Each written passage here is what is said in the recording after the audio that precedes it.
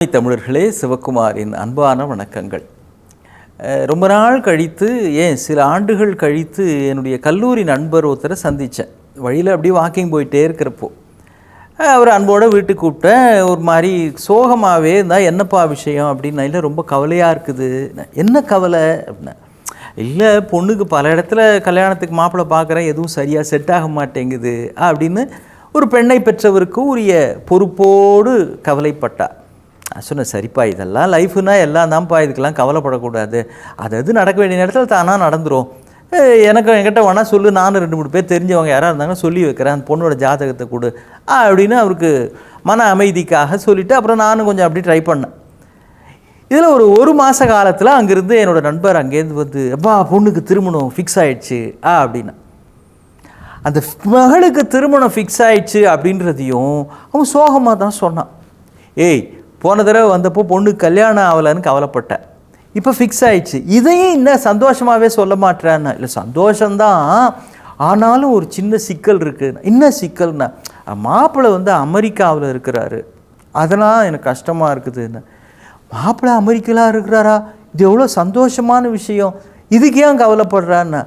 ஒன்றும் இல்லை, அமெரிக்காவில் இருக்கிறது சந்தோஷந்தான், ஆனால் பொண்ணை அடிக்கடி பார்க்க முடியாதேப்பா, தவிர கடல் கடந்து போகிறா, இது வரைக்கும் நானே போனதில்லை, என் பொண்ணு எங்கேயோ கண்காணா. தபார், நீ கல்யாணம் பண்ணி மாப்பிள்ளைகிட்ட கொடுக்க போகிற, இனிமேல் அந்த பொண்ணை பார்த்துக்க வேண்டியது மாப்பிள்ளையோட கவலை. சொல்லப்போனால் மாப்பிள்ளை தான் கவலை பண்ணமே தவிர நீ ஏன் இது கவலைப்பட்டுக்கிட்டு இருக்கிற. அது இல்லைப்பா, பொண்ணை பிரிஞ்சதே இல்லை. தபார், கல்யாணம்னு பண்ணி கொடுத்தாச்சுன்னா பொண்ணு உள்ளூர்லேயே இருந்தாலும் அப்போவும் பொண்ணை பிரிஞ்சு தான் இருக்கணும். அமெரிக்காவில் இருந்தால் தான் பிரிஞ்சிருக்கணும்னு இல்லை, உள்ளூர்லேயே இருந்தாலும் அவள் இனிமேல் இன்னொருத்தன் வீட்டில் தான் இருக்க போகிறா, இதுக்கெல்லாம் கவலைப்படலாமா அப்படின்னா. அப்படி இல்லை, இங்கே இருந்தாலும் போய் பார்த்துட்டு வந்துடலாம், ஒரு ஆட்டோவோ டாக்ஸியோ கார்லேயோ போய் பார்த்துட்டு வரலாம். அமெரிக்காவில் இருந்தால் எப்படி தவர், நீ அமெரிக்க மாப்பிள்ளைன்னு முடிவு பண்ணாலே எங்கேயோ இருக்க போகிறான்னு தான் அர்த்தம். இதை முடிவு எடுக்கிறதுக்கு முன்னால் நீ கவலைப்பட்டு யோசித்து வேண்டான்னு முடிவு பண்ணியிருக்கணும். இப்போ பத்திரிக்கை கொடுக்க வந்துட்டு இதை நினச்சி கவலைப்படுறியே, இதுக்கெல்லாம் ஒரு தராதரமே இல்லையா, எதுக்கு தான் கவலைப்படுறது அப்படின்னு நான்.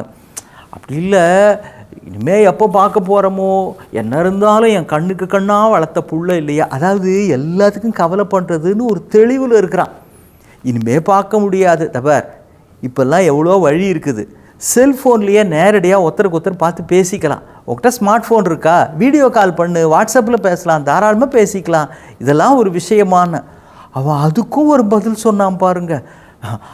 பேசிக்கலாம், நேருக்கு நேர் பேசிக்கலாம் செல்ஃபோனில் பார்த்து, ஆனால் அதுலேயும் ஒரு சங்கடம் இருக்குது.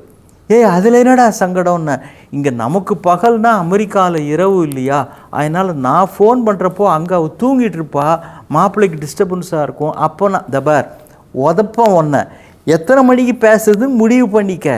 இங்கே பூமி இங்கே பகலாக இருக்கிறப்போ அங்கே இரவு, அங்கே பகலாக இருக்கிறப்போ இங்கே இரவுன்னா உனக்காக என்ன பூமி சுற்றுறதை நிறுத்திட்டாடா ஃபோன் பண்ண முடியும், ஒழுங்காக போய் கல்யாண வேலையை பாருன்னா. சில பேர் எல்லாத்துக்கும் கவலைப்படுறதுன்றதுல ஒரு ஞான தெளிவில் இருப்பான், கவனிச்சிரிங்களா. எல்லாத்தையுமே நெகட்டிவாக தான் இருப்பான். அவங்க பேரில் தப்பு இல்லை, அவங்க நம்பிக்கைகள் அப்படி. எல்லாவற்றிலும் எதிர்மறையான ஒன்றை பார்ப்பது என்பதுதான் அவர்கள் நம்பிக்கை.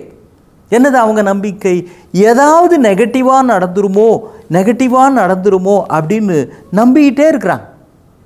இந்த மனோ தத்துவத்தில் என்ன சொல்கிறாங்க, நீங்கள் எதிர்மறையான விஷயத்தை நினைக்க நடந்துருமோ அப்படின்னு நினச்சிங்கன்னா அது நடந்தே தீரும். அப்படிப்பட்ட விஷயங்கள் தான் உங்களை நோக்கி ஈர்க்கப்படும் அப்படின்றாங்க. அதனால தான் அவங்க கவலைப்பட்டுக்கிட்டே இருக்கிறாங்க. வீட்டை விட்டு புறப்படுறப்போ போகிற காரியம் நல்லபடி நடக்கணுமே அப்படின்னு கவலைப்பட்டாலும் பரவாயில்ல. சில பேர் வழியில் நடக்கிற விஷயங்களை வச்சே கவலைப்படுவாள்.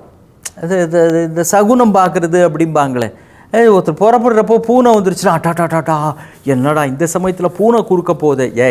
பூனை அது ஒரு வேலையாக போய்கிட்டு இருக்குது, அது என்ன உன் வேலை ஒழுங்காக நடக்காதுன்னு சொல்கிறதுக்காகவா போகுது.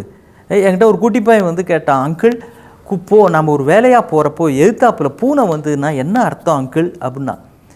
நான் சொன்னேன், பூனை வந்தால் என்ன அர்த்தம்னு எனக்கு தெரியலையேப்பா, என்ன விஷயம் நீயே சொல்லுன்னு. பூனையும் ஒரு வேலையாக போகுதுன்னு அர்த்தம் அங்கிள் அப்படின்னா அவன் எப்படி பார்க்குறான் பாருங்கள். பூனை குறுக்க வந்தால் கெட்ட சகுனம் நல்ல சகுனம் இதெல்லாத்தையும் மனசில் ஒரேடியாக உள்ளே போச்சு. கடவுள் நம்பிக்கை இருக்கா? சாமி கும்பிட்டிங்களா? இனிமேல் சாமி எல்லாத்தையும் பார்த்துக்குவார் அப்படின்னு வேலையில் முழு மனசோடு இறங்கணும்.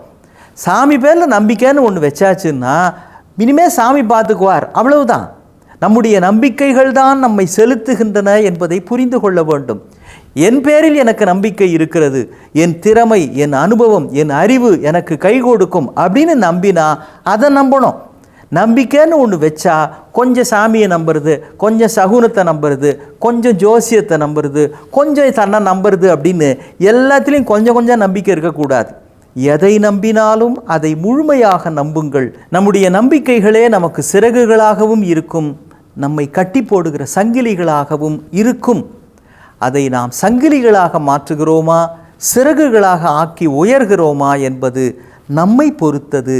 நீங்கள் எதன் பேரில் நம்பிக்கை வைத்திருக்கிறீர்களோ அதை 100% நம்புகிறீர்களா என்பதை பொறுத்தது.